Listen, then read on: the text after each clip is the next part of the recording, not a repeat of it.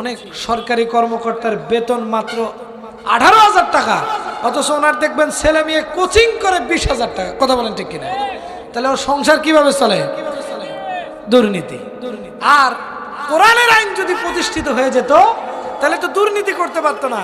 কোরআনের আইনে কি বলা আছে বলেন তো? চুরি করলে কি করো? হাত কেটে দাও। তাহলে আমরা কি দেখতাম? যে দেখবেন, লক্ষ্য করতাম আমরা, কোরআন আইন থাকলে কোনো একটা চেয়ারম্যানের কি নাই? এক হাত নাই। এমপি সাহেবের তো 2 হাতই নাই। কথা বলেন ঠিক কিনা? এরকম হয়তো কিনা? এরকমই হইতো। এজন্য ওরা কোরআনের আইন চায় না।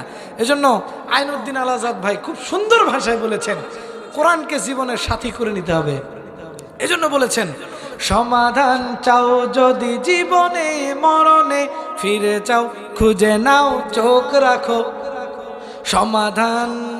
সমাধান চাও যদি জীবনে মরণে, ফিরে চাও খুঁজে নাও চোখ রাখো কোরআনে।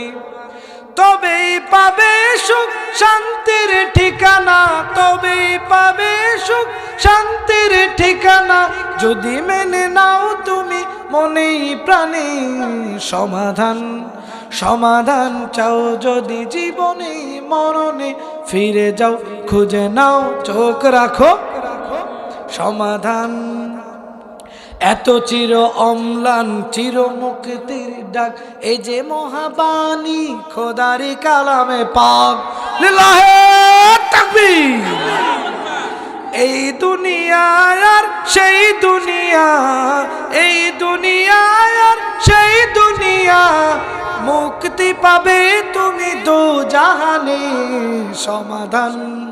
সমাধান চাও যদি জীবনে মরণে, ফিরে যাও খুঁজে নাও চোখ রাখো কোরআনে। চোখ রাখবো তো ইনশাল্লাহ? রাখবো তো। আমার ওস্তাদ অলরেডি স্টেজে এসে গিয়েছেন। ওনার সামনে কথা বলা আসলে কি বেয়াদবি। ওস্তাদের সামনে কি ছাত্ররা কখনো কথা বলতে পারে না। কথা বলেন ঠিক কিনা?